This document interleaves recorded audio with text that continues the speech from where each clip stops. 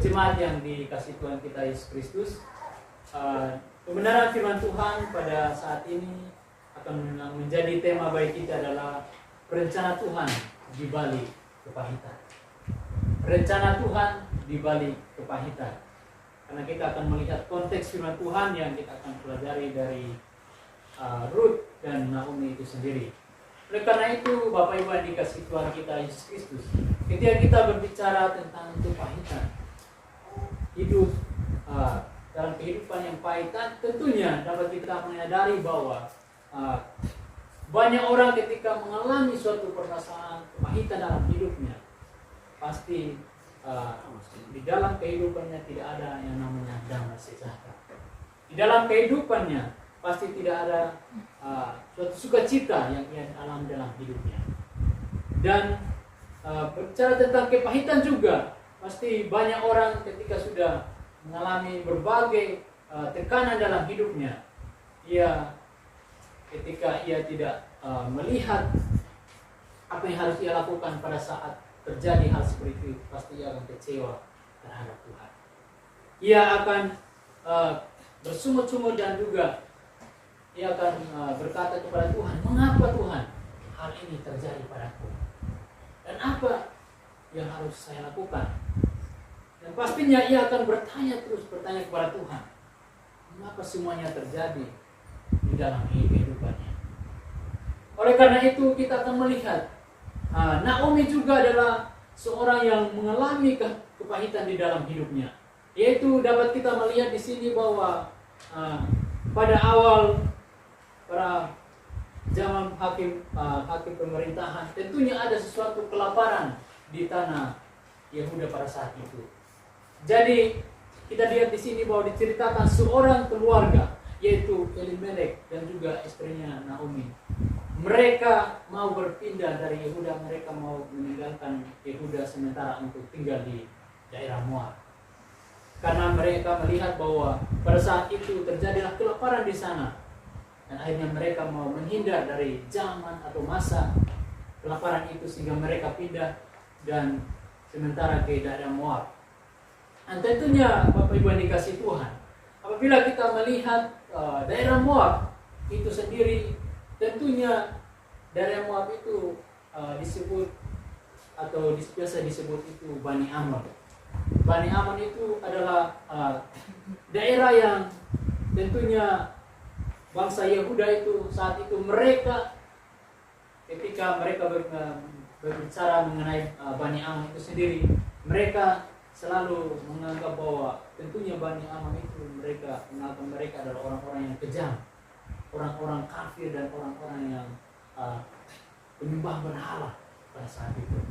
Jadi mereka adalah orang-orang yang menyembah ala-ala lain.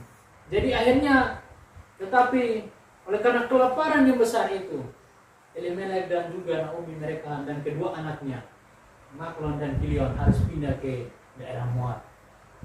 Dan tentunya dapat kita melihat bahwa daerah Moab atau Bani Amon itu sendiri juga sudah mendapat kutukan dari Allah. Yaitu di dalam Amos yang pertama ayat yang ke-13. Di sana dikatakan bahwa Tuhan mengutuk 2 atau 3 hukuman kepada mereka dan tidak akan mengangkat atau tidak akan mengambil kembali kutukan yang sudah mereka Allah berikan kepada bangsa atau Bani Amon itu sendiri. Karena kita tahu bahwa tentunya mereka adalah orang-orang yang kejam, penyembah berhala. Dan Bapak Ibu yang dikasih Tuhan, di tempat itulah keluarga Elimelek dan juga Naomi mereka tinggal dan menetap di sana. Tetapi dapat kita melihat juga bahwa pada saat itu mereka ketika mengalami kelaparan, mereka menghindar untuk biar hidup lebih baik di daerah Moab. Tetapi apa yang terjadi ketika ditetui di dalam ayat yang ketiga, di sana dikatakan bahwa kemudian matilah Elimelek suaminya Naomi. Tentunya ketika mereka pindah di sana, banyak hal kepahitan yang terjadi dalam kehidupan Naomi. Ia malah bukan menghindar dari masalah, tetapi menambah masalah. Jadi akhirnya terjadilah Kemudian matilah Elimelek, dan juga akhirnya diikuti juga kedua anaknya itu Mahlon dan Kilion, dan juga ikut meninggal di sana. Dan tentunya kita dapat melihat di sini bahwa sebelum menantunya kedua anaknya Mahlon dan Kilion meninggal, mereka mengambil perempuan dari daerah Moab, yaitu Rut dan Naomi, Rut dan Orpa. Jadi akhirnya mereka menjadikan istri. Namun 10 tahun mereka tinggal di sana, tetapi setelah itu kedua anaknya laki-laki ini ikut, mereka juga meninggal. Tentunya disinilah hal yang dialami oleh Naomi itu sendiri.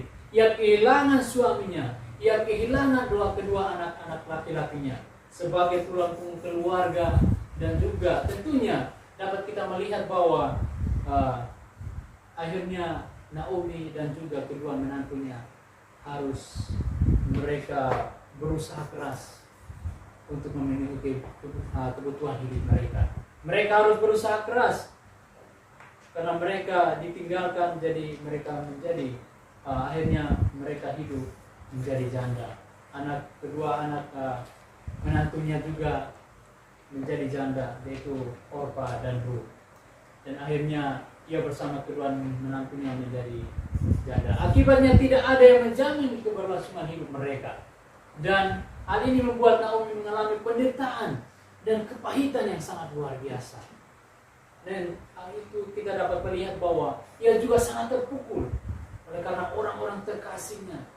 Tuhan telah mengambil mereka, dan juga bahkan Naomi sangat kecewa dengan Tuhan. Itu terjadi ketika ia pulang kembali ke daerah Bethlehem, Yehuda itu sendiri. Dan pada saat itu ia sampai di sana, apa yang terjadi? Kekecewaannya muncul ketika orang-orang melihatnya dan memanggilnya, Naomi kah itu? Ya, itu Naomi. Mereka menganggap bahwa itu kan Naomi. Tentunya mereka selama ini mereka kenal Naomi itu bukan seperti itu. Tetapi ketika ia pergi ke daerah Moab dan kembali, tentunya orang-orang di situ, orang-orang sebangsanya, sepertinya tidak mengenalnya lagi karena perubahan dalam diri Naomi itu sendiri. Jadi akhirnya Naomi apa yang dia katakan? Ia sangat kecewa dengan Tuhan sehingga ia berkata bahwa jangan panggil aku Naomi, tetapi panggil aku Mara. Kita tahu bahwa kata atau nama Naomi itu artinya cantik, manis. Tetapi kata Mara atau nama Mara itu artinya pahit. Karena kondisi yang dialami oleh Naomi pada saat itu, ia habis-habisan, ia begitu mengalami kekecewaan yang luar biasa. Sehingga akhirnya ia kecewa dengan Tuhan dan ia berkata kepada orang-orang itu, jangan panggil aku Naomi, melainkan panggil aku Mara. Karena apabila kita melihat di ayat yang ke-20 sampai 21 di sana dikatakan bahwa tetapi ia berkata kepada mereka, jangan sebutkan aku Naomi, sebutkanlah aku Mara, sebab yang Maha Kuasa telah melakukan banyak yang pahit kepadaku. Tentunya inilah ungkapan hati daripada Naomi itu sendiri, mengalami suatu hal-hal yang sangat membuat dirinya akhirnya ia tidak melihat akan kenyataan Tuhan. Ia tidak melihat apa yang terjadi sehingga ia belajar dari masalah-masalah yang ia hadapi saat itu. Masalah demi masalah akhirnya telah menghalangi mata iman dari Naomi untuk melihat rencana Tuhan. Itulah yang terjadi ketika kita melihat, sehingga dia tidak melihat bahwa rencana Tuhan adalah Rut yang setia mengikuti Naomi dan telah berkomitmen untuk menyembah Allahnya Naomi dan tinggal bersama-sama bahkan sampai maut memisahkan. Ia ikut setia dan terus menemani Naomi. Dan lebih jauh lagi bahwa kita dapat melihat bahwa rencana Allah yang besar lewat kepada umatnya itu melalui garis keturunan Rut. Karena kita dapat melihat bahwa ketika setelah itu mereka kembali ke Bethlehem, Yehuda, Rut bertemu dengan Boaz. Dan di sana mereka akhirnya Boas mengambil Rut menjadi istrinya. Dan kita lihat di dalam ayat pasal 4 ayat ke-18 hingga 22. Tentunya di sana ada silsilah Daud. Kita dapat melihat bahwa disitulah garis keturunan Sang Mesias dijanjikan itu yang menyelamatkan kita sebagai umat Tuhan. Jadi dapat kita melihat bahwa tentunya ada rencana Tuhan di dalam menyertai Rut dari masa kelaparan pada saat itu mereka pindah ke Moab dan akhirnya kembali lagi kepada Yehuda atau Bethlehem itu sendiri. Jadi ada rancangan yang Tuhan mau singkapkan lewat penderitaan yang dialami oleh Rut Naomi itu sendiri. Oleh karena itu Bapak Ibu yang dikasihi Tuhan kita Yesus Kristus, kisah hidup Naomi tentunya mengingatkan kita sebagai orang-orang percaya bahwa Tuhan tidak pernah merancang hal yang buruk di dalam kehidupan kita. Tuhan tidak pernah merencanakan sesuatu yang tidak baik. Permasalahan, pergumulan apapun, tentunya jangan sampai membutakan mata rohani kita untuk melihat rancangan baik Tuhan. Percayalah bahwa Tuhan bisa bekerja menggenapi setiap rancangannya di dalam kehidupan kita dengan cara yang ajaib. Bahkan termasuk melalui kepahitan hidup kita ini. Bahkan hidup kita mungkin tidak enak pun yang kita jalani. Tentunya ada rancangan baik yang Tuhan ingin kerjakan dalam kehidupan kita. Oleh karena itu, ingatlah bahwa ketika ada pergumulan datang dalam hidup kita, ada masalah yang kita hadapi saat ini, mungkin marilah kita ingat kebaikan Tuhan, penyertaan Tuhan di dalam kehidupan kita. Bahkan senantiasa kita juga terus bersyukur karena permintaannya dalam hari-hari yang kita lewati. Oleh karena itu Bapak Ibu jemaat yang dikasihi Tuhan, ada hal penting yang harus kita renungkan di dalam kehidupan kita supaya masalah demi masalah yang kita alami bahkan itu tidak menghalangi kita atau tidak membutakan mata rohani kita untuk melihat rancangan yang baik di balik kesulitan yang terjadi. Yaitu dapat kita melihat di dalam Roma 8 ayat 28. Roma 8 ayat 28 di sana kita bisa membuka dan saya akan membacakan untuk kita semua. Yang berkata bahwa kita tahu sekarang bahwa Allah turut bekerja dalam segala sesuatu untuk mendatangkan kebaikan bagi mereka yang mengasihi Dia, yaitu bagi mereka yang terpanggil sesuai dengan rencana Allah. Itu adalah kebenaran firman Tuhan Roma 8 ayat 28. Tentunya dapat kita melihat di sini bahwa Allah tidak tinggal diam ketika Ia menciptakan segala sesuatu. Tentunya Allah tidak membiarkan manusia itu begitu saja ketika Ia sudah menciptakan semuanya, tetapi Allah akan turut bekerja untuk mendatangkan kebaikan bagi setiap kehidupan manusia. Dan pertanyaannya Bapak Ibu yang dikasihi Tuhan, di bagian mana Allah turut bekerja bagi kita? Di bagian mana Allah turut bekerja bagi kita? Tentunya dapat kita melihat di dalam Roma 8 ayat 28 ini bisa dikatakan bahwa Allah turut bekerja dalam segala sesuatu. Kalau kita dapat melihat kata segala sesuatu itu berarti menyangkut ya keseluruhan situasi kondisi hidup kita. Itu segala sesuatu itu menyangkut segala situasi dan kondisi hidup kita. Itu termasuk hal-hal yang buruk dan tidak mengenakan sekalipun. Karena itu penting sekali kita belajar memahami cara Tuhan ketika bekerja dalam kehidupan kita. Kita jangan memakai cara kita untuk memahami cara Tuhan bekerja. Karena di situ kita akan maunya cepat, maunya ayo jauh apapun doa kita, jauh sudah pergumulan kita. Akhirnya kita memaksa kehendak kita apabila kita mau mengikuti cara kita untuk bekerja. Tetapi di sini kita dapat melihat bahwa kita harus belajar memahami cara Tuhan bekerja. Karena Ia tidak pernah menjanjikan bahwa hidup orang percaya itu bebas dari masalah. Tuhan tidak pernah menjanjikan bahwa kehidupan orang percaya itu akan bebas dari hambatan. bebas dari pergumulan apapun. Tetapi ingat jemaat yang dikasih Tuhan bahwa tanpa melewati ombak dan gelombang yang tinggi, tidak akan pernah dihasilkan seorang nahkoda yang handal.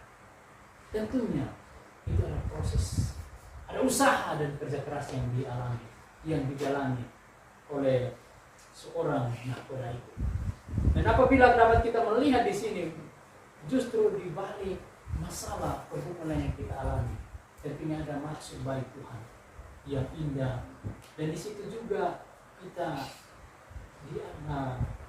diajarkan untuk semakin menarik kita seperti magnet lebih dekat kepada Tuhan, mendekat kepada Tuhan. Apabila kita terus di dalam tekanan hidup yang sangat pahit dalam kehidupan kita, disitulah kita dilihat bagaimana kita belajar untuk mendekatkan diri kepada Tuhan.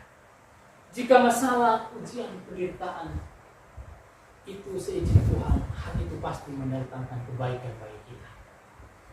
Sebab itu dapat kita belajar dari Ayub pasal 5 ayat 17 sampai 8. Di sana dikatakan bahwa sebab itu janganlah engkau menolak didikan yang Maha Kuasa, karena dialah yang akan melukai, tetapi juga yang akan membeban.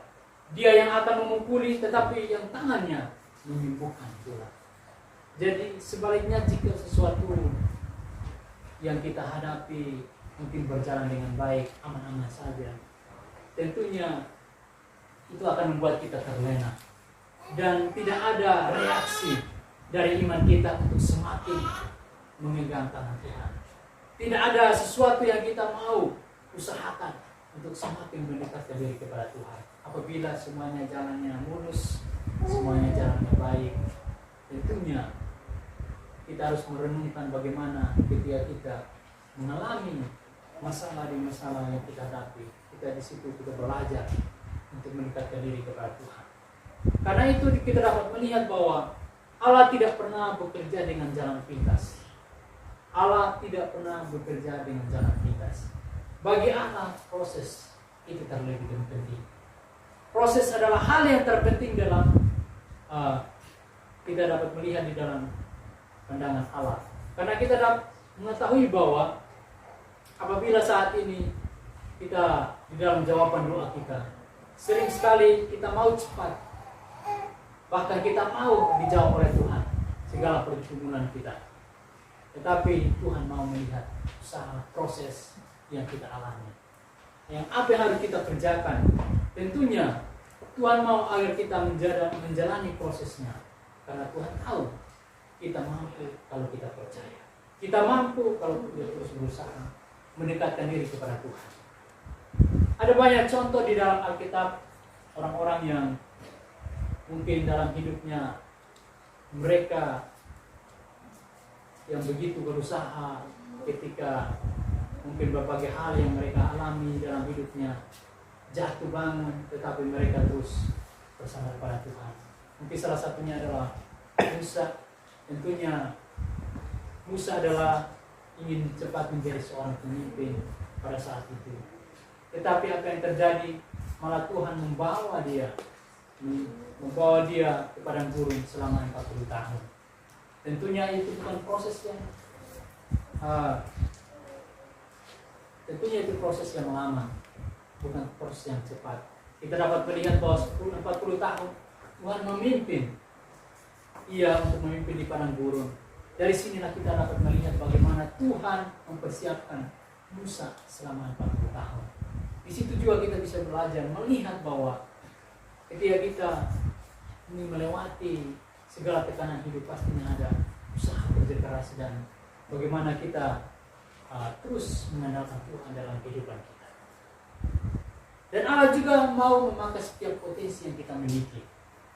Karena Tuhan tidak memberikan yang terbaik kepada orang-orang yang mungkin tidak mau bekerja, tetapi bermimpi untuk Tuhan mau mengerjakan yang terbaik bagi kehidupannya.